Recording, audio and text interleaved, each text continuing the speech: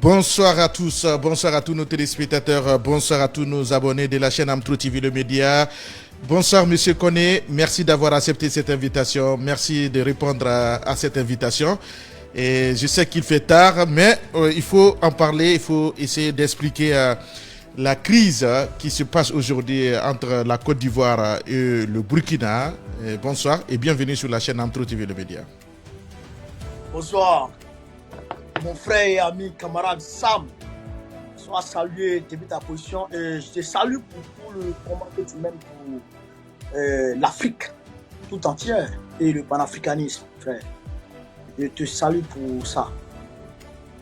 Et bonsoir à tous nos téléspectateurs aussi. Alors, merci beaucoup, merci d'être là et de répondre à cette invitation. Mais avant d'aller sur le sujet, nous invitons tous nos téléspectateurs qui se trouvent en France, en Europe, et qui ont la possibilité, qui sont aujourd'hui dans l'esprit du panafricanisme. Nous allons vous présenter cette image. Cette image, c'est un rassemblement, un grand rassemblement des patriotes aussi de tous bords. Il n'y a pas de nationalité. Tout le monde est invité à ce jour du 30 septembre 2023 à partir de 13h à 19h, si j'ai de bonnes mémoires, 19h, oui, bien sûr, aux 15 places du Général de Gaulle, 93 100 Montreuil. Alors, monsieur Suleiman, on va d'abord parler de ça. Pourquoi cet rassemblement et quels sont les motifs de cet rassemblement? Je te remercie de m'avoir tendu cette pêche, chers camarades. On parle de ce rassemblement parce que, voyez-vous, chers camarades, aujourd'hui, sur le chéquier panafricanisme, dans le monde entier, aujourd'hui, tous les peuples se lèvent. Tous les peuples se réveillent, tous les peuples travaillent, tous les peuples luttent pour leur émancipation et leur souveraineté. Mais il y a le peuple de Côte d'Ivoire qui est encore à la traîne. Il n'est pas encore totalement démon. Donc nous voulons essayer de mobiliser ce peuple, redynamiser ce peuple combattant qui aujourd'hui voit en lui dormir Monsieur Mobilisation, Monsieur Combat, Monsieur Combattant. Le peuple ivoirien est un peuple combattant. Le peuple ivoirien est un peuple déterminé à lutter pour sa souveraineté. Mais il faut dire qu'aujourd'hui, le peuple ivoirien a du mal à entamer sa voie, à commencer à démarrer la lutte. Tu vois? Donc nous sommes, on va dire, les personnes qui vont actionner le bouton de démarrage pour que effectivement le combat au niveau de la Côte d'Ivoire. C'est-à-dire que vous êtes la référence de ce peuple aujourd'hui qui se trouve dans la dictature de Ouattara, qui ont besoin des hommes qui peuvent les représenter sur le plan international, si je comprends. Est-ce que c'est le motif de cet rassemblement? Voilà, c'est ça. Nous avons des supérieurs. Nous avons des supérieurs. Nous avons la direction du parti. Nous avons la représentation du PPAC ici en France. Mais nous, étant des sections, étant des secrétaires généraux de section, étant la base, nous voulons remuer la base pour qu'au niveau du sommet, on bouge. C'est vrai que ça bouge, mais nous voulons exprimer aussi au niveau vis-à-vis de la direction pour dire que nous, la base, on est chaud. Dès que vous êtes prêts, on est prêt à y aller. Mais avant que vous ne soyez prêts, nous voulons faire des réchauffements. Nous voulons réveiller le parti ici. Nous voulons réveiller les peuples africains ici.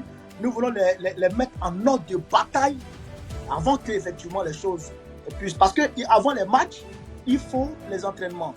Et il faut les matchs amicaux pour préparer les matchs, je dirais, les matchs de compétition, les phases finales. Il faut les matchs amicaux, il faut tout. Donc c'est ce que nous sommes en train de préparer maintenant. Mais cela se fait avec tous les peuples africains. Pas que les peuples ivoiriens. Tous les peuples africains, parce qu'il faut se le dire, Alassane Ouattara, excepte le dictateur qui a pris en otage le peuple de Côte d'Ivoire, Mais il est le déstabilisateur par excellence de tous les peuples africains, de toute la sous-région. Vous le voyez vous-même. Il est sur le point de déstabiliser le Burkina Faso. Il a tenté avec le Mali. Il est encore dessus. Il tire les ficelles dans les coulisses pour essayer d'actionner, de maintenir, on va dire, la menace militaire sur le Niger. Il veut aller au Niger pour aller agresser le Niger. Donc, c'est lui qui veut déstabiliser la sous-région. Nous sommes moralement interpellés pour dire, le monsieur là, c'est chez vous, il est. Faites quelque chose. Donc, c'est dans cette optique-là que nous appelons tous les peuples africains à nous rejoindre le samedi au 15 place du général de Gaulle, métro ligne 9, Montreuil, métro ligne 9, station mairie de Montreuil. Voilà un peu, chers camarades, ce que je pourrais dire d'entrée. Merci beaucoup, M. Koné. Mais il y a une situation aujourd'hui, on parlait de ça dans un an passé, une crise entre le Mali et la Côte d'Ivoire, une crise de 49 mercenaires, mais on fait encore le retour de cette crise avec le Burkina, l'arrestation de 2 gendarmes ivoiriens arrêtés au Burkina au cours de cette tentative de coup d'État déjoué au Burkina. Alors, est-ce que aujourd'hui, en tant qu'Ivoirien, quels sont vos mots d'indignation aujourd'hui auprès de la communauté nationale et internationale? Non, je ne dirais pas que moi je suis indigné. Il n'y a pas de... Mais quand même, vous avez des regrets quand même de voir que la Côte d'Ivoire que vous connaissez, la Côte d'Ivoire qui est un pays d'accueil aujourd'hui qui change l'histoire avec Ouattara. Est-ce que ça ne vous indigne pas aujourd'hui? Non, nous ne sommes pas indignés en tant que tel. Nous sommes révoltés, on va dire. Nous sommes révoltés et nous sommes solidaires de tous les peuples qui sont touchés par Alassane Ouattara. Voyez-vous, camarades, on va se rappeler 2010. Le peuple de Côte d'Ivoire lui-même, la nation ivoire elle-même, est victime de ce qui arrive aujourd'hui au Mali et au Burkina Faso. Le peuple de Côte d'Ivoire, c'est pourquoi je dis que ce n'est pas une histoire d'indignation ou de victimisation ou de quoi que ce soit, non, ou de regret, non. Nous sommes dans une lutte. Depuis 2010, notre pays a été pris en otage par la communauté dite internationale, l'OTAN et ses billes. Sarkozy, l'OTAN et leur valet. Ils ont pris en otage notre pays. Ils ont pris notre président légitimement élu, légal vis-à-vis des institutions de l'État. Ils l'ont pris, Manu Militari. Qui est Laurent Gbagbo. Laurent Gbagbo. Ils l'ont envoyé à la CPI. Hier, malheureusement, quand le combat se faisait contre les agresseurs, les envahisseurs, qui ont mis en avant Alassane Ouattara, hier, le peuple lombois n'avait pas été compris par les peuples du monde et les peuples d'Afrique. Mais aujourd'hui, le même monstre, le même démon qui a persécuté le peuple lombois, c'est le même aujourd'hui qui est dressé contre le Burkina Faso, le Mali, le Niger et toute la sous-région. Voilà la vérité. Donc aujourd'hui, nous faisons corps avec tous les pays, avec toutes les nationalités, avec toute la sous-région, tous les pays africains, pour combattre l'impérialisme, pour combattre ceux qui ont tué Thomas Sankara, pour combattre ceux qui ont tué Sébastien Olympio, pour combattre ceux qui ont tué Modibo Keïta, Lumumba, etc., Sékou Touré, etc. Nous faisons corps avec tous les pays d'Afrique pour combattre ces gens-là. Et aujourd'hui, c'est Alassane Ouattara qui les représente en Côte d'Ivoire. Et c'est lui qui joue le rôle de gendarme. Donc c'est à nous de nous lever et combattre. Oui. Donc, à ce oui, mais niveau-là, beaucoup de personnes... Excusez-moi, beaucoup de personnes se posent cette même question. Pourquoi la Côte d'Ivoire n'avait pas réfléchi avant les élections de choisir Alassane Ouattara à la tête de la Côte d'Ivoire, comme nous l'avons entendu, Laurent Gbagbo, qui dit qu'il regrette du fait qu'il a accepté, il a écrit un message pour Alassane Ouattara pour qu'il soit candidat, mais il n'imaginait pas que cet homme allait salir la réputation de ce beau pays, la Côte d'Ivoire. Alors, est-ce que vous, si ça réfère aujourd'hui, quelles sont les précautions que vous pouvez prendre aujourd'hui pour ne plus avoir un deuxième Ouattara en Côte d'Ivoire? Il ne peut plus avoir de deuxième Ouattara, en ce sens qu'aujourd'hui, le monde est ouvert. L'éveil de conscience est massif. Donc on ne peut plus avoir de deuxième Ouattara. Mais qu'est-ce qui s'est passé en réalité? Ce qui s'est passé, c'est que Ouattara a perdu les élections en 2010. Voilà la réalité. Et la commission, la commission électorale indépendante, n'ayant pas pu déclarer les résultats, puisque les résultats étaient remplis d'irrégularités, imagine, on prend une ville comme peut-être Bouaké. Il y a, je prends un exemple, 100 personnes inscrites sur la liste électorale. 100 personnes inscrites sur la liste électorale. Et dans les urnes, quand on décompte les bulletins de vote, il y a au moins 200 bulletins de vote. Tu vois que c'est incohérent. Ouais, tout à fait. D'où viennent les autres? Donc, à cause de ces irrégularités, la commission électorale indépendante a eu du mal à proclamer les résultats. Donc, ceci étant, l'ambassadeur des États-Unis d'alors et l'ambassadeur de la France d'alors sont allés à la CEI centrale, pour aller à la commission électorale centrale, pour aller prendre en otage, je dis bien en otage, avec un fusil sous la tempe, le président de la CEI d'alors, Youssou Bakayoko, pour l'envoyer dans le QG d'Alassane Ouattara à l'hôtel de golf et pour lui faire dire que c'est Alassane Ouattara qui a gagné. Et ce qui veut dire que cette élection, le résultat là ne répond pas aux critères de la démocratie, de la transparence, du respect. On ne parle pas de démocratie là. On parle du brigandage international. On parle de crime international. On parle de banditisme organisé international. De coup d'État constitutionnel. Non, ça c'est pas constitutionnel. Coup d'État militaire avec à la clé plus de 75 000 morts. Coup d'État militaire avec à la clé plus de 75 000 morts. Ça a été opéré par Jacques Chirac. Ça a commencé par Chirac, ça a continué par Sarkozy, avec Barack Obama, Tony Blair, Angela Merkel et consorts. Ils se sont associés et ils sont allés Mani Moutari tuer le peuple de Côte d'Ivoire, prendre le président Gbagbo, l'envoyer hors du pouvoir et installer Alassane Ouattara. Et ce qui a été fait, ils ont installé Alassane Ouattara. Comprenez? Donc Alassane Ouattara étant installé, Mani Moutari de cette façon-là, on vit aussi avec la complicité des organisations sous-régionales, notamment la CEDEAO. La CEDEAO, l'UEMOA, l'Union africaine, qui se sont associés avec l'ennemi extérieur pour massacrer les Ivoiriens, endeuiller les Ivoiriens et mettre Alassane Ouattara, imposer Alassane Ouattara aux Ivoiriens. Voilà la réalité.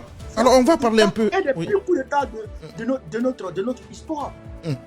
On va parler un peu de ces parcours de la politique interne et externe. Je sais que chaque jour, vous revendiquez aujourd'hui les manquements, les privations de la liberté. Plusieurs personnes arrêtées, des activistes des partis politiques, des représentants des partis politiques sont aujourd'hui en prison.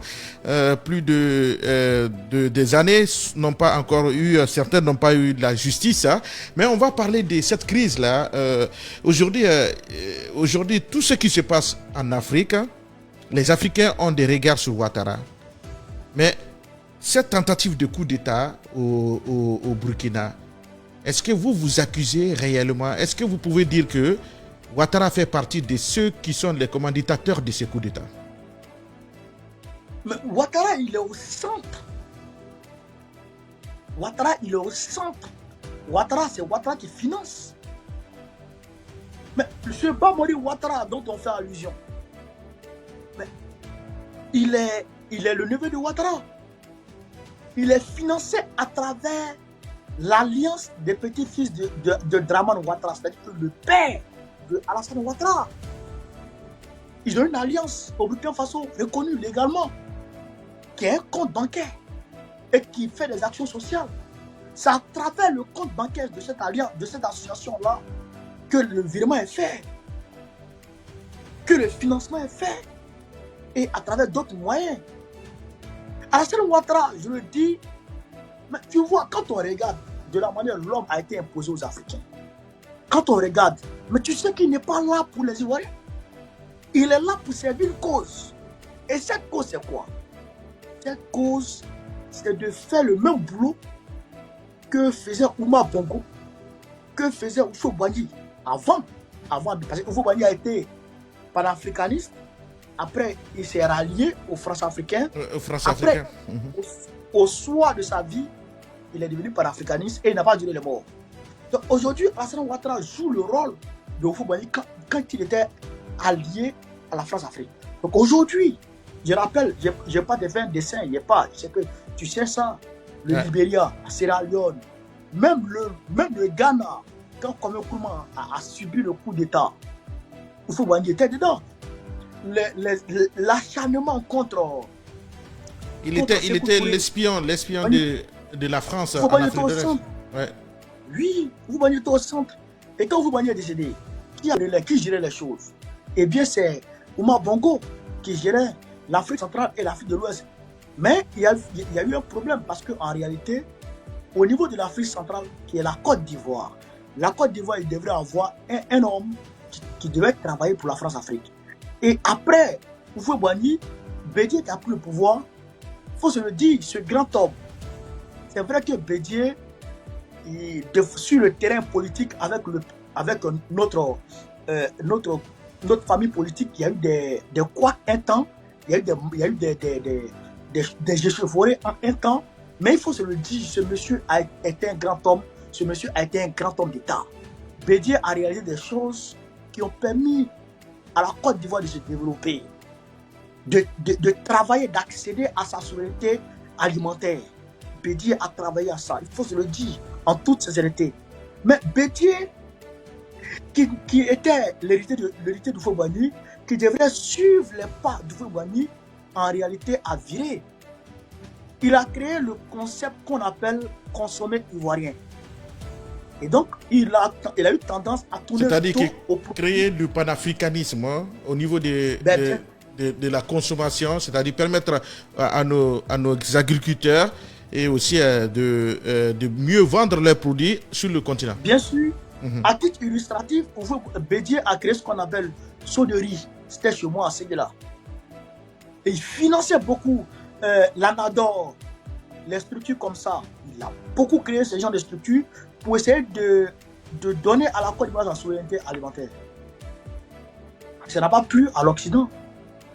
Et donc, ils ont fomenté un coup d'État avec le garde du corps d'Alassane Ouattara. Et ils ont renversé Bédié. Et ils sont allés chez Guy Robert au village. Et ils ont placé Guy Robert à la place de Bédié. Mais qui est-ce qui gérait la Côte d'Ivoire à travers Guy Robert? Je vais vous le dire, c'est Oumar Bongo qui gérait la Côte d'Ivoire à travers Guy Robert. C'est-à-dire que Jacques Chirac, le président français d'alors, ne s'adressait même pas à Guy Robert. C'est-à-dire, il se voyait trop à un niveau supérieur qui ne lui permettait même pas de s'adresser à Guy Robert. Donc, il transmettait ses ordres passaient par Oumar Bongo pour arriver à Guy Robert. C'est comme ça. Cela veut dire que Paris avait toujours créé ces lobbies qui maintient, qui surveille, c'est-à-dire en sorte de gardiennage du système France-Afrique en Afrique. Bien sûr. Donc, comme ils n'ont pas pu, comme à ce moment, Bédié Guy Robert était géré par Omar Bongo, et bien tout allait avec Paris. Maintenant, il fallait faire rentrer Alassane Ouattara dans le circuit. Il fallait faire rentrer Alassane Ouattara dans le circuit pour que Alassane Ouattara puisse prendre le pouvoir. Mais malheureusement pour eux, qu'est-ce qui s'est passé? Guy Robert s'est dit, lui aussi, il a le droit d'être président. Donc, il a dit à Omar Bongo, laisse-moi tenter ma chance et je vais vous donner la Côte d'Ivoire. Tu comprends? Donc, c'est là que Paris a accepté le fait que Guy Robert ait écarté Bédié et Alassane Ouattara.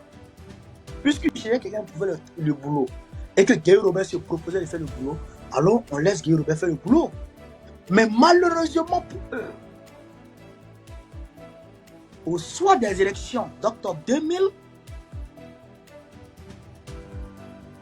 et bien, l'élection et il est vainqueur. Donc, Paris, les cartes sont à rebattre. On ne s'y attendait pas. On ne s'attendait pas que cet homme intègre qui a refusé d'intégrer le gouvernement de Houphouët-Boigny et qui a accepté la persécution et qui a accepté la prison, qui a accepté toutes sortes d'humiliation, de difficultés, d'intimidation, d'humiliation, tout. Oui, oui, autre que par rapport au pouvoir. On lui dit, voici le pouvoir, voici le poste ministériel, on te donne ou on te persécute. Il a choisi la persécution. Donc, Paris se dit, mais qu'est-ce qui va se passer avec Bédié, Gbagbo? Je vous dis, ce que je suis en train de vous dire là, camarades, peut-être qu'il y a beaucoup de personnes qui ne savent pas, mais c'est très important. Pour connaître qui est Alassane Ouattara. Gbagbo prend le pouvoir en octobre 2000, novembre 2000, décembre 2000. Il fait son premier conseil des ministres. Janvier 2001, c'est-à-dire que moins de 3 mois après son accession au pouvoir, il y a eu une tentative de coup d'État. Pourquoi? Parce qu'il a demandé aux entreprises françaises de payer leurs impôts en Côte d'Ivoire. Ça, c'est ce qui lui a valu la première tentative de coup d'État. En janvier 2001, la nuit du 7 au 8 janvier 2001, ça c'était la première tentative de coup d'État contre Gbagbo. Donc, quand Gbagbo a demandé aux entreprises françaises de payer leurs impôts, mais Jacques Chirac a dit en même temps, pourquoi Gbagbo ose? Qui est Gbagbo pour oser ça? Alors, on déclare la guerre à Gbagbo et on passe par tous les moyens pour tenter d'installer Alassane Ouattara. Tu comprends? D'abord, excuse-moi, d'abord, après cette tentative qu'on appelle le contrôle de la Mercedes noire, vous pouvez chercher dans les archives, ça existe. Après ça, il a fait la cour à Gbagbo pour essayer de ramener Gbagbo de son côté. Gbagbo a dit non, j'ai été installé par le peuple, je travaille pour le peuple parce que c'est le peuple qui m'a choisi. On disait même que c'était le premier président en Afrique de l'Ouest, à part de la Guinée qui avait eu sa monnaie dans le système CFA. La première personne a décidé de couper le cordon avec Paris sur le cas de la monnaie, si je comprends. Mais oui, après nos aïeux indépendantistes, c'est lui qui a été le précurseur du panafricanisme réel dans la sous-région ouest africaine. C'est une réalité. Donc, Paris commence maintenant la chasse à l'homme. Et on prend Ouattara. On l'envoie au Burkina Faso avec Blaise Compaoré. Et en même temps, les frustrés, ceux qui ont fait le coup d'État contre Bédié pour installer Guy Robert. Par la suite, Guy Robert a lancé une chasse à l'homme contre ceux-là. Donc, eux, ils étaient frustrés, ils étaient de leur côté et ils sont rassemblés, les IB là, sont rassemblés au niveau du Burkina Faso.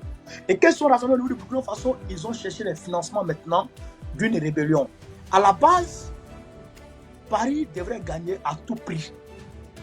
Si on n'arrivait pas à prendre Gbagbo, la Côte d'Ivoire devait être coupée en deux. Parce que selon leur agenda caché de recolonisation de l'Afrique, la Côte d'Ivoire doit être coupée en deux au niveau de Bouaké.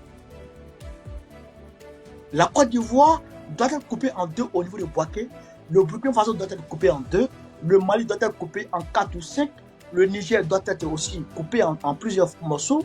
Le Tchad en plusieurs morceaux selon leur agenda caché. Et donc, ils avaient en même temps engagé le processus de partition de notre pays, la Côte d'Ivoire. Donc, Gbagbo Laurent, historien de son État, sachant ça, il a joué le jeu. Il savait que s'il s'engageait d'une manière ou d'une autre, eh bien, ils allaient couper notre pays en deux. Donc, c'est pour ça qu'il a accepté d'aller à la table des négociations. Parce que la Côte d'Ivoire était en train d'être coupée en deux. Vous comprenez? Donc, c'est là maintenant qu'ils ont engagé la rébellion pour essayer d'imposer Grand Ouattara. Mais le coup d'État manqué du 19 septembre 2002. Excusez-moi, vous voulez dire que M. Soulé, vous voulez dire que tout ce qui s'est passé de l'instabilité politique en Côte d'Ivoire depuis des années très longtemps ont toujours été manœuvrés par Ouattara, si j'ai des bons mots, selon vos explications. Par Ouattara, bien sûr. Parce que Ouattara, il est ami, je dirais, à... comment il s'appelle? Parce que beaucoup disent aussi qu'il a fait partir aussi pour ceux de Burkina. Quand Thomas Sankara était au pouvoir, il a été recommandé à Thomas Sankara d'être Premier ministre au Burkina. Monsieur Koussissi nous avait partagé cette information. Mesdames et messieurs, nous allons... voilà, Monsieur Soulé, est-ce que vous êtes là? Est-ce que vous êtes là? Je suis là, tu me reçois? Voilà, je vous entends bien. Alors, je dis, Ouattara, aujourd'hui, on va essayer de parler de cette crise-là, Monsieur Soulé. Aujourd'hui, le monde a tellement de surprises. Et quand on voit aujourd'hui que tout le monde souhaite avoir sa souveraineté, son indépendance, et lutter contre cette démocratie imposée par l'impérialisme. Mais quand on voit que Ouattara aujourd'hui, parce que c'est encore une deuxième partie de ces crises qui viennent de commencer au Burkina, l'arrestation de deux gendarmes, qu'est-ce qu'ils font au Burkina? On ne sait pas. Mais pour vous, est-ce que Ouattara veut-il éliminer Ibrahim Traoré, Assimi Goïta, Mamadi Doumbouya et Général Tiani? Est-ce que réellement c'est son souhait? Et pourquoi? Mais c'est pas lui, son souhait personnel. C'est ce qu'on lui dit de faire. Oui, Ouattara, mais quand même, il peut dire non quand même. Il peut dire non. Il ne peut pas dire non. Il n'a pas le droit de dire non. Il n'a pas le choix, en fait, c'est ça. Ouattara est tenu par Paris de la tête aux pieds. Ouattara est tenu par Paris de la tête aux pieds. Pourquoi? Ouattara a des biens ici en France. Des biens mal acquis. Sa femme a des biens ici en France. Des biens mal acquis. Il a des comptes offshore que la France connaît. Ça, c'est à son niveau. Au niveau parce que quand il était Premier ministre en Côte d'Ivoire, il a beaucoup volé notre pays. Et quand il vole, il vient construire en France. Et il vient placer son argent ici. Mais à côté de ça, la rébellion de Côte d'Ivoire, ça a été commandité où? Paris, Ouagadougou et Draman Ouattara. On est d'accord? Et là, tu penses que les Blancs sont bêtes? Ils ne sont pas bêtes. Ils ont des enregistrements vocaux. Ils ont des preuves écrites. Ils ont des documents officiels. Ils ont tout sur toi. Aujourd'hui, dans le problème de la crise de la Côte d'Ivoire, de 2002 à aujourd'hui, de 2002 à 2010, Gbagbo Laurent a porté sa croix. Il est allé au niveau de la CPI. Il a été jugé acquitté. Donc il y a bel et bien un coupable qui court dans la nature. Alors qu'on sait qu'il y avait deux camps qui se sont battus en 2010. Il y a un qui est parti et qui est revenu sauf, c'est un sauf. Ce n'est pas lui. C'est qui alors? C'est Ouattara. Donc tu penses que Paris ne peut pas, en un clin d'œil, amener Ouattara dans ce pays? Paris peut. Donc c'est sur ce levier-là que Paris joue pour faire accepter à Ouattara tout ce qu'il souhaite. Tout ce que Paris souhaite là, Paris fait accepter ça par Ouattara à travers ces leviers-là. Oui, mais si Ouattara n'est pas au pouvoir, est-ce que tout peut changer en Afrique? Je viens. C'est pourquoi Mamadi Doumbia, Assimi Goïta, Ibrahim Traoré, le président Tiani sont difficilement manipulables. Puisque tu n'as rien sur eux. Tu n'as rien contre eux. Il y a plusieurs fois, la communauté dite internationale, les États-Unis et puis la France ont tenté de saisir les biens de ces derniers-là à l'extérieur. Mais est-ce que ça existe? Ils n'ont pas de biens à l'extérieur. Et bien, bon, ils n'ont qu'à dire aujourd'hui qu'ils vont saisir les biens de Ouattara à l'extérieur. Vous allez voir les tonnes de milliards qu'ils vont saisir. Vous comprenez? Parce que c'est tellement qu'il a volé. Il a tellement volé. C'est pourquoi eux là, ils font peur à Paris. Ils font peur à l'Occident. Parce qu'ils ne peuvent pas les manipuler. Ils ne savent pas où passer pour les manipuler. C'est pourquoi il faut les déstabiliser tout simplement. Tu comprends? C'est pourquoi ils engagent le vieux Grigou pour les déstabiliser. Parce que lui, il a leur botte. Tu comprends? Voilà la réalité. Donc aujourd'hui, Ouattara est engagé, Ouattara est comme un mercenaire qu'on utilise pour agir dans les pays des gens. Il est le Bob Denard par excellence aujourd'hui. Il est le Jacques Faucard par excellence aujourd'hui. Tu comprends? Donc même la déviation française n'a rien fait. Donc c'est pourquoi je dis souvent, chasser Ouattara est un devoir qui incombe à tous les Africains. Parce qu'il nous a été... Nous, lutter contre Ouattara, c'est lutter contre la communauté internationale.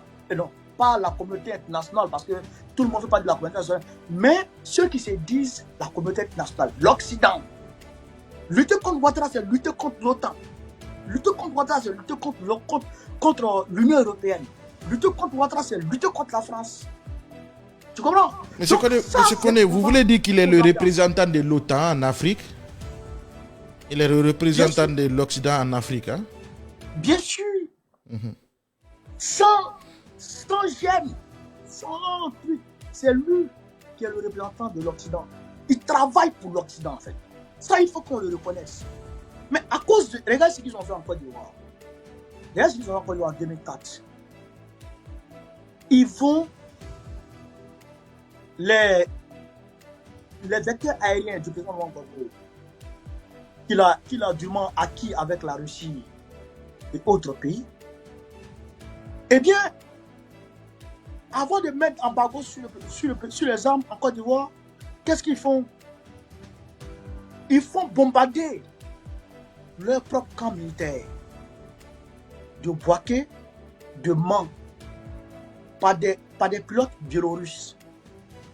Et quand ils font bombarder ça, automatiquement, ils font dire à leurs médias que la France a attaqué en Côte d'Ivoire. Et ils vont détruire les avions de Gbagbo à Yamoussoukro pour l'empêcher de combattre les rebelles. Pour l'empêcher de combattre les rebelles, pour ainsi pouvoir couper notre pays en deux. Vous comprenez? Et ceci étant, après avoir commis cette forfaiture, ils mobilisent leurs forces et ils se dirigent vers le palais présidentiel. Le palais de Gbagbo pour aller l'enlever. Vous comprenez ça? L'armée française se dirige vers le palais de Gbagbo pour aller l'enlever. n'eût été la vigilance des patriotes. Ce qui n'est pas légal quand même. Parce que la Côte d'Ivoire, c'est un pays souverain. Ce n'est pas un sous-préfecture de Paris quand même. Il n'y a pas de légalité qui vaille avec Paris. Paris, c'est à l'intérieur de la France qui parle de légalité, qui respecte les droits. À l'extérieur de la France, ils deviennent des barbares. Des démons qui se croient dans une jungle. C'est ça la vérité. Donc ça, il faut qu'on puisse le dire. Ils ont tenté d'enlever Gbagbo. Ils ont tué plus de 60 Ivoiriens ce jour. 60 jeunes patriotes au niveau de l'hôtel Ivoire. Beaucoup sont tombés dans la lagune ce jour. Vous comprenez? Et donc, ce combat-là, le combat que le Burkina Faso, le Mali, le Niger sont en train de mener aujourd'hui, nous l'avons déjà mené. Certes, nous avons perdu une bataille, c'est-à-dire la bataille de 2010, de 2011, du 11 avril 2011. Nous avons perdu la bataille du 11 avril 2011 parce que ils sont venus bombarder le palais du président Gbagbo. Mais nous n'avons pas perdu le combat. Et ce combat-là qui continue avec ces pays-là, parce que c'est le même ennemi. C'est pourquoi nous avons décidé avec les camarades d'aller de plus belle avec ce combat, en remobilisant les Ivoiriens, avec tous les Africains, pour mener une lutte commune. Et c'est pourquoi nous donnons rendez-vous à tout le monde ce 30 avril, ce 30 septembre, autant pour moi. Ce 30 septembre, du côté de Montreuil, à la mairie de Montreuil. Que chacun vienne et qu'on élabore les stratégies de combat ensemble pour essayer de lutter efficacement contre la France-Afrique et lutter par ricochet contre Ouattara. Oui. C'est ça qui est la vérité. Voilà. Je vais compléter en disant quelque chose. Tu sais, Ouattara. Allez-y, parce qu'il y a aussi des questions qu'on voudrait vous poser, parce que c'est une occasion. Et les téléspectateurs aussi auront peut-être l'occasion de poser la question. Allez-y, on vous écoute. Hier, il disait que il faisait dire aux gens, il disait lui-même que c'est Gbagbo qui n'aime pas les étrangers. Mais aujourd'hui, je crois, 28 septembre 2023. 29 presque. Ouais. On est dans minuit maintenant, mais le 28. Ce jeudi 28. Tu sais ce que le porte-parole de Ouattara a dit? Il a dit, et je cite, un quart des Ivoiriens sont d'origine étrangère. Voilà ce que le porte-parole du gouvernement de Ouattara a dit aujourd'hui. Et il dit que ceux qui se déclarent ivoiriens à l'extérieur, c'est-à-dire à Lampedusa, en Italie, en France, etc., ne sont pas des Ivoiriens en réalité. Ils se déclarent ivoiriens, mais en réalité, ce ne sont pas des Ivoiriens. Voilà comment ils ont créé l'ivoirité et ils ont fait porter le chapeau à Gbagbo. Parce que hier, on n'était pas là. Mais aujourd'hui, nous sommes là. Nous ne l'accepterons pas. Ouais. Toute personne qui détient un passeport ivoirien est un Ivoirien à part entière. Nous ne sommes pas dans les histoires d'origine ou quoi que ce soit. Non, c'est eux les étrangers. C'est eux les étranges. Les hommes étranges. Nos frères qui sont avec nous, qui sont nés là, qui ont grandi là, ont le même droit que ceux qui étaient là depuis des générations. D'autant plus qu'ils ont le passeport ivoirien. Nous sommes avec nos frères. Que Dramane Ouattara arrête de vouloir diviser les Africains. C'est lui qui a envoyé la carte de séjour en Côte d'Ivoire pour m'aider les Ivoiriens. Gbagbo l'a supprimé.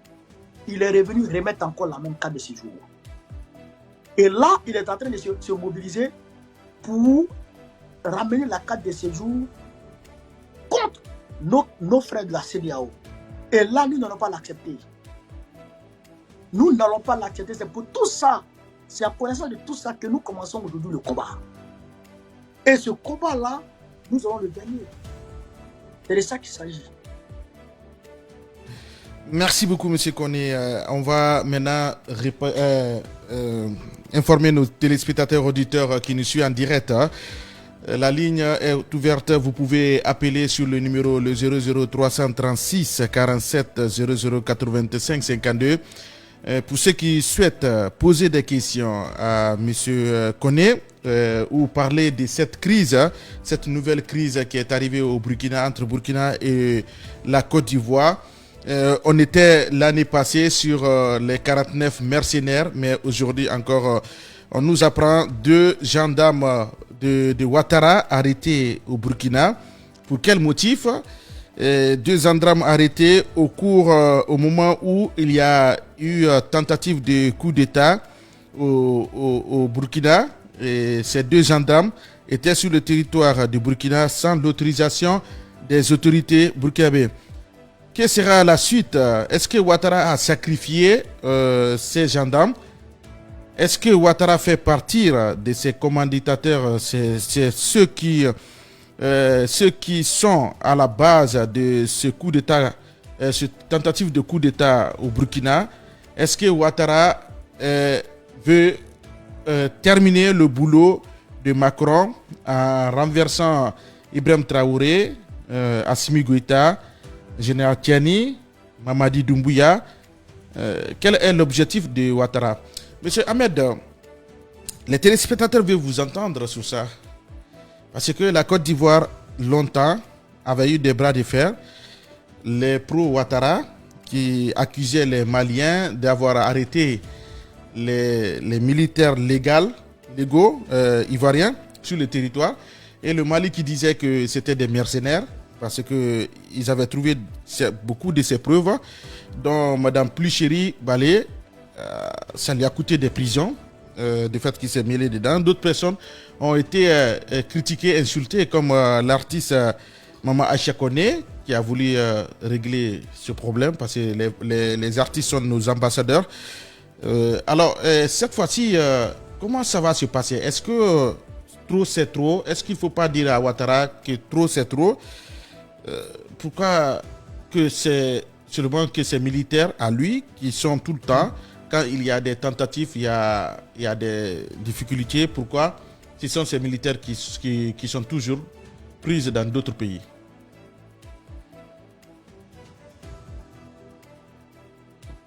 C'est à moi la question? Oui, tout à fait. Ah, j'ai plus les téléspectateurs. Ouais. Mais c'est ce que j'ai dit là, camarade. Le gars, hier, les 49 mercenaires sont partis pour déstabiliser, pour renverser Assimi Goïta. C'était un assaut qui avait été lancé. Tu te rappelles, bon, je pense que même si je ne dis pas que tu te rappelles, mais cela s'est déjà produit en Guinée. Oui, en Guinée, où Mamadi Doumbouya, le porte-parole de CNRD, avait dit à Ouattara que s'il fait envoyer ses mercenaires en Guinée, il va regretter. Je pense que c'était au début du coup d'État. Allez-y. Si, il y a eu ça, mais au temps de Sékou Touré, des mercenaires ont été envoyés en Guinée-Conakry et ces mercenaires étaient en relation directe avec certaines personnes qui avaient infiltré l'armée et qui étaient dans un certain nombre d'instructions, qui étaient prêtes à lancer l'assaut en même temps que les mercenaires venus de l'extérieur. Ils sont arrivés, ils ont accosté ils sont descendus au niveau de la République du Guinée-Bissau, voilà, de Guinée-Bissau. Voilà, en 1970, hein, l'agression 70, hein, oui. Mais si, ils sont descendus et ils ont tenté de déstabiliser, de renverser Sékou Touré. Tu comprends? Eh bien, c'est ce que les 49 mercenaires devraient faire en Côte d'Ivoire, au Mali, renverser Assimi Goïta. Eh bien, c'est la même chose qu'aujourd'hui, un commando qui est aujourd'hui, je le dis, Mondio Vision, il y a un commando de Alassane Ouattara qui est campé au niveau de Pouna, au nord-est de la Côte d'Ivoire, et qui est prêt à lancer l'assaut au niveau de Burkina Faso. Et l'assaut devrait être lancé le jour même de Maouloud. Tu comprends? Le jour de Maouloud. Le jour de la naissance du prophète Mohammed, paix et salut sur lui, où tous les fidèles musulmans sont à la mosquée. Oui. où tous les musulmans sont à la mosquée, eh bien, on profite de l'occasion et on lance l'assaut. Même Ibrahim Traoré lui-même, normalement, il devait être dans la mosquée, puisque c'est parce qu'il est musulman. Il est musulman, tout à fait. Donc, on devait lancer l'assaut ce jour. Parce qu'il y a des gens qui sont à l'intérieur du Burkina Faso et qui devaient suivre le mouvement. Mais malheureusement, sur la base du renseignement FIA, Ibrahim Traoré a lancé l'alerte avant que le commando passe à l'attaque. Et donc, à partir du moment où le peuple est sorti et que le peuple a barricadé tout partout au Burkina Faso, donc l'opération n'était qu'un simple échec. Tu comprends? Comme cela a été en 1970 avec Sékou Touré, comme cela a été en 2002 avec Assimi Goïta, et bien cela arrive aujourd'hui au Burkina Faso avec Ibrahim Traoré. Et cela arrivera toujours. Ils vont toujours faire échec, puisque quand tu es avec le peuple, c'est vrai que souvent ça arrive. Mais si ce n'est pas ton très proche collaborateur qui te fait du mal, si ton entourage proche va bien, est avec toi, et que le peuple est avec toi, dis-toi que tu peux dormir tranquille. Voilà. Puisque le peuple sera prêt. Même aujourd'hui, je pense qu'il y a des veilleurs de nuit qui sont au Burkina Faso, qui sont partout. Donc je pense qu'avec le peuple, avec cette mobilisation du peuple, eh bien, ils ne peuvent que échouer. Et oui, mais est-ce qu'il a la chance de gouverner longtemps, Ouattara? Est-ce qu'il a la chance? Si on vous pose la question tout à l'heure, est-ce qu'il a la chance de gouverner? Moi, en tant que démocrate, parce que du point de vue de mon appartenance politique, nous sommes des démocrates. Je ne peux pas dire allez faire coup d'état sur Ouattara. Oui, mais ce n'est pas un président, une fois qu'il avait fait le coup d'état constitutionnel, M. Koné. Je pense qu'il a fait le kidnapping constitutionnel. Je sais, mais c'est pas parce que lui l'a fait. Il n'y a plus de respect de la démocratie. Si, je pense. Ouais. Mais la démocratie offre des voies de combat dans la légalité. C'est ce que nous avons commencé là. C'est long, c'est dur, mais on y arrive toujours. Mais chemin faisant, si un militaire, depuis sa position, arrive à faire changer les choses, bien, nous, on va en tirer toutes les conséquences. On va s'asseoir et on va analyser la démarche à suivre. Mais en tout cas, c'est la dictature qui appelle le coup d'État. La dictature qui fait appel au coup d'État. Ça, il faut se le dire. Et le coup d'État constitutionnel favorise le coup d'État militaire. Il faut se le dire, c'est une réalité. Donc, nous sommes là et nous combattons. Nous allons accentuer le combat contre Ouattara. Voilà, c'est de ça qu'il s'agit. Parce qu'il ne peut plus dormir, il ne peut pas être le déstabilisateur par excellence et dormir tranquille. Mais je dirais que le Burkina Faso, le Mali et le Niger, et la Guinée-Conakry avec, sont des gens de bon sens. C'est des gens pacifiques. Malgré leur tenue militaire, sont des personnes, je dirais, républicaines. Ouais. Républicaines par rapport à Ouattara. Puisque Ouattara veut les déstabiliser. Il veut les renverser. Mais eux, à leur tour, ne tentent aucune activité subversive contre Ouattara. Tu vois ce que je veux dire? Eux, ils sont... Voilà, de l'autre côté, c'est des anges. Et Ouattara était démon. Mais eux, quand même, ils ne tentent rien contre Ouattara. C'est vrai qu'on peut les encourager à le faire. Mais souvent, quand tu danses avec un aveugle, il faut marcher sur son pied. Pour lui dire qu'il n'est pas seul sur la piste de danse. Il faut qu'il se dise aussi qu'il y a des gens qui peuvent faire comme lui. On va écouter. Je ne dis pas à quelqu'un, Oui, va faire ça, mais Voilà. Si c'est fait quand même, vous allez accepter. Si c'est fait, on va aviser. Ok. On va écouter les téléspectateurs. Oui, allô? Allô, bonsoir Sam. Bonsoir. Comment vous appelez? Vous nous appelez depuis quel pays? Bon, je vous appelle depuis la Mauritanie. Depuis la Mauritanie. Allez-y, on vous écoute. Ouais. Bon, Sam, je salue ton invité. Et vraiment, on vous soutient à votre combat. Ouais. Et je me demande, est-ce que Ouattara,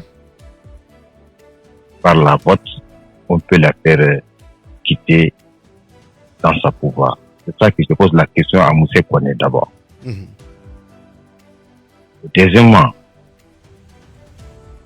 bon, vraiment, voilà, M. je me Kone, demande, il dit, est-ce que à travers les votes, on peut renverser Ouattara? Oui, allez-y.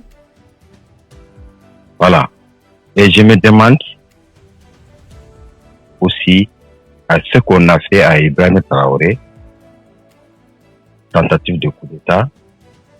Est-ce que ces gens-là sont des fils dignes de Faso ou bien sont des mercenaires? Parce que si on veut la liberté, en tant qu'un fils digne du pays, on doit chercher la liberté dans toute possibilité.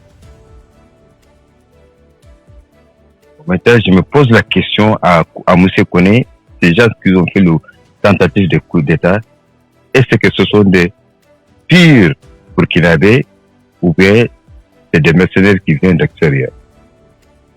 Ok, merci beaucoup. Et je vous remercie beaucoup.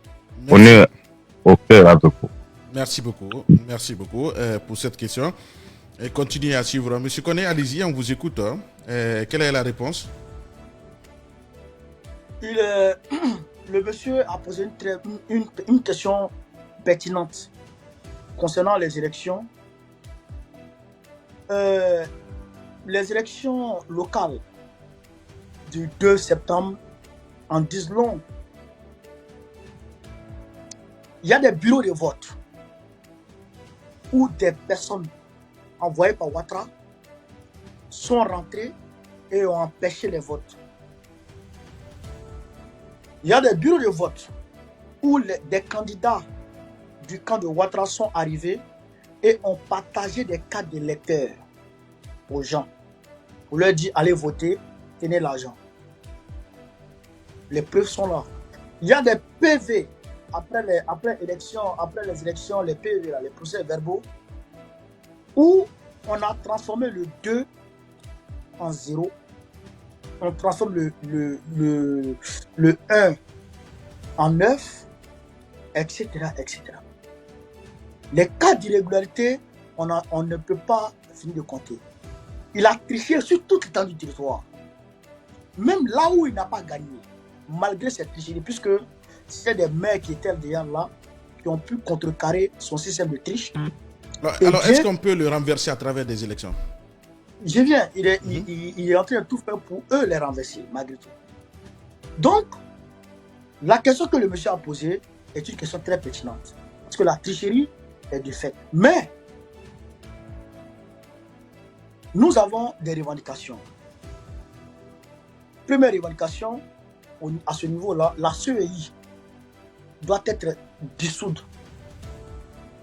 La commission électorale indépendante doit être dissoute et réformée. Deuxièmement, la liste électorale qui est fait d'irrégularité, une seule mère sur cette liste électorale peut avoir 1000 enfants. Une seule mère a accouché 1000 enfants. Il y a des gens qui ont 200 ans qui sont sur la liste électorale. Il y a des personnes qui sont mortes et qui existent encore sur la liste électorale. Donc cette liste électorale doit être soumise à un audit international. Voilà nos revendications. Troisièmement, Alassane Ouattara ne peut plus être candidat en Côte d'Ivoire. Tu comprends? Alassane Ouattara ne peut plus être candidat en Côte d'Ivoire.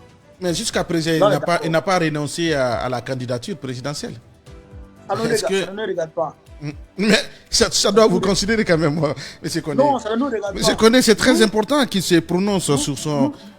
Nous avons dit, on ne peut plus accepter un deuxième coup d'État civile en Côte d'Ivoire. Oui, mais jusqu'à présent, son parti Donc, politique, il n'y a pas un leader.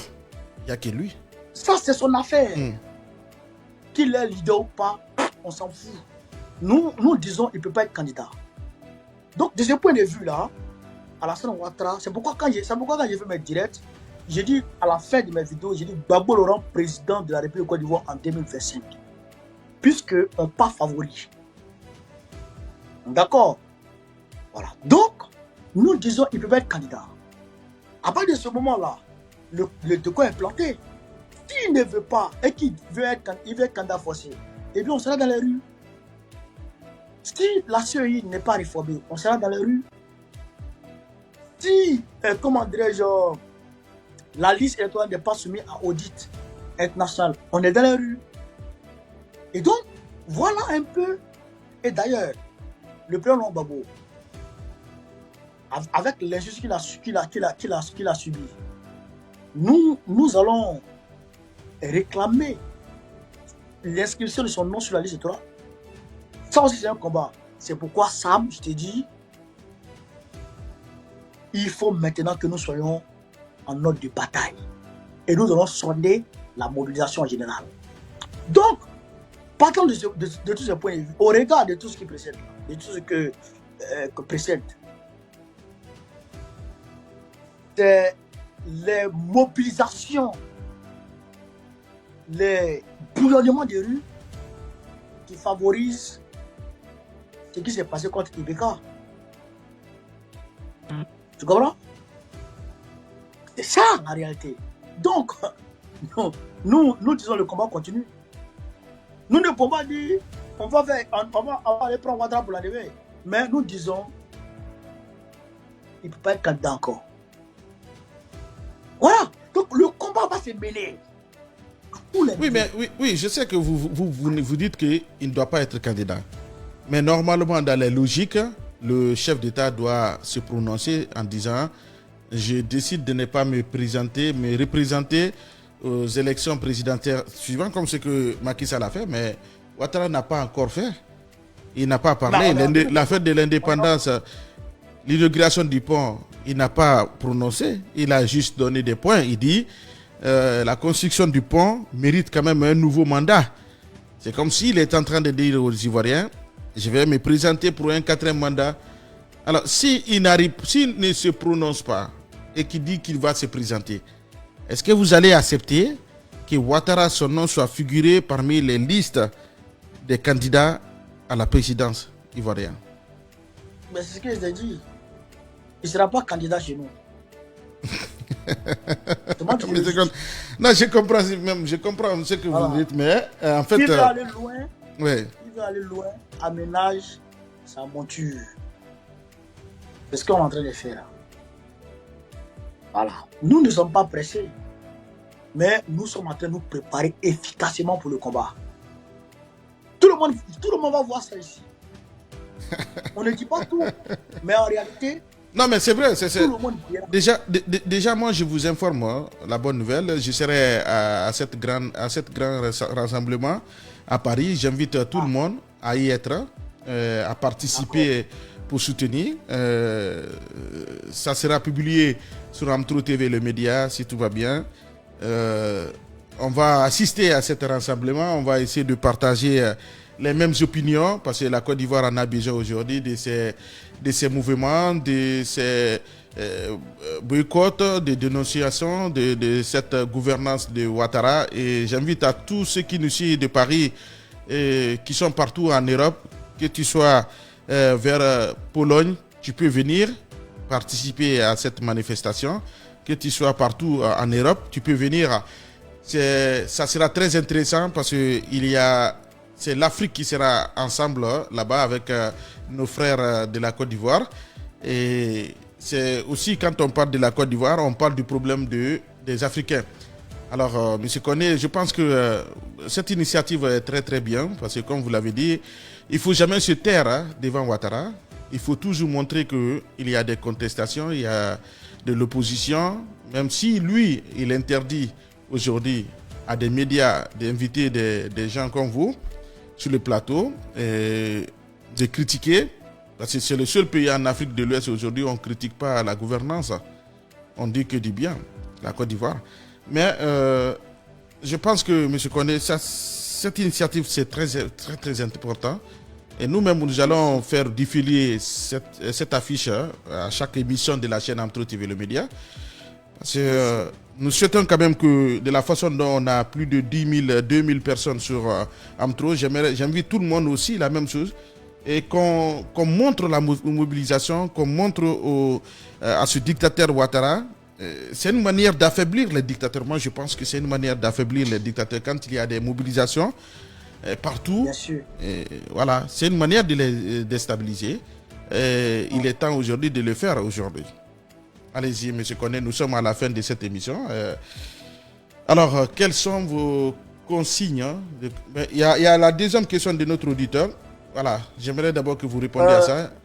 Où il dit que ceux qui ont fait les tentatives de coup d'État, est-ce qu'on les appelle les patriotes? Et qui sont ceux-là? Est-ce qu'ils font partie des Burkinabés? Est-ce qu'ils doivent être fiers d'être Burkinabés? Non, il ne peut pas être que les Burkinabés. Non, il y a tout ça. C'est un commando de mercenaires. Voilà. Qui sont de... Mais il y a un gars qui a dit ça ici sur la chaîne, la chaîne NCI,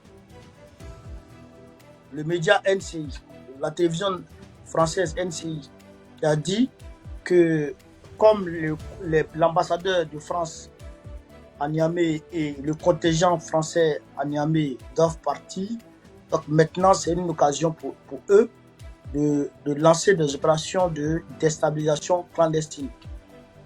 D'accord? Donc, c'est un commando. C'est un réseau de déstabilisation. En fait, dans tous les pays, il y a des traites. Oui, mais est-ce qu'on les appelle les patriotes? Est-ce qu'on peut les dire que c'est des dignes fils? Par exemple, comme ceux qui ont voulu faire le coup d'État. Est-ce qu'on peut les appeler les dignes fils? C'est pas les patriotes. Non, c'est pas les patriotes. Et ceux-là, on doit s'adapter à ces gens, ces personnes. Parce que même les prophètes ont eu ce genre de personnes dans leur pattes. Donc, ce n'est pas nos leaders d'aujourd'hui qui n'auront pas ce genre de personnes. Toujours, il y aura des traites. Toujours, il y en aura. C'est à nous de créer des systèmes anti-espionnage et anti-traite. Il faut les développer pour essayer de déjouer le complot. Qu'est-ce qui doit les arriver? On doit les condamner, les mettre en prison pour toujours? Ben, un service secret. Donc, si tu es inculpé pour tentative d'atteinte à la sécurité de l'État, eh bien, le code pénal de ton pays prévoit peut-être 20 ans. Tu prends tes 20 ans. C'est ça. La rigueur dans le droit. C'est ça aussi qui est la vérité. Merci beaucoup, M. Koné. On va terminer cette information, cette actualité, ce débat. Merci beaucoup. Un dernier mot peut-être. Qu'est-ce que vous avez à dire? C'est moi qui vous remercie. J'invite tous les camarades africains, panafricains à ce grand rassemblement. Ça sera le lieu pour nous, la tribune pour nous, d'élaborer ensemble une stratégie commune de lutte contre les dictateurs. Voilà. Il faut que tout le monde vienne avec ses propositions, qu'on en parle et qu'on tire une synthèse qui sera notre feuille de route commune. C'est en fonction de cette feuille de route que nous allons travailler à l'avenir. Donc j'invite tout le monde à nous rejoindre au 15 place du Général de Gaulle, 93 100 Montreuil, métro ligne 9, station mairie de Montreuil. Je te remercie Sam pour ton panafricanisme, pour ton amour pour l'Afrique et pour le combat que tu mènes. Je remercie tout le monde et je demande à Dieu de protéger nos leaders panafricains et nous soutenons aussi. Je demande au peuple de redoubler d'efforts. Je salue le courage du peuple, l'engagement du peuple, de tous les peuples africains aujourd'hui. Et vraiment, je te remercie, je remercie tous les téléspectateurs, je remercie tous les panafricains. Merci, mon frère. Merci beaucoup, M. Koné. Merci à tous ceux qui nous suivent, qui ont suivi cette émission, cette actualité. M. Koné, merci à vous. Et, nous allons toujours, nous avons ça dans le cœur. Nous serons à Montreuil, à Paris, le 30 septembre. J'invite tout le monde. Je répète encore, j'invite tous nos téléspectateurs qui se trouvent en Europe. Et ceux qui ont la possibilité même en Asie, en Chine, tu peux prendre l'avion pour juste faire un symbole du panafricanisme. Tu peux te rendre à cette manifestation, à cette grand rassemblement qui va se dérouler à Paris, organisé par nos frères panafricains, nos frères de la Côte d'Ivoire, et qui ont décidé d'organiser pour essayer de montrer à Ouattara que la vraie démocratie, c'est ce qui se passe là, la manifestation, la contestation et aussi l'opposition. Mais comme Ouattara ne le souhaite pas, et eux, ils vont continuer à montrer ça. Monsieur Koné, merci. Merci de répondre à cette invitation. Peut-être on se retrouvera aussi pour d'autres actualités, pourquoi pas, décortiquer. Pourquoi pas, peut-être demain. Voilà, peut-être il se peut que même Ouattara tombe au pouvoir aujourd'hui et demain, on peut faire un chemin payé pour une spéciale émission. Ok, mon frère. Merci beaucoup et au revoir. Merci. Que Dieu bénisse l'Afrique. Merci. Au revoir.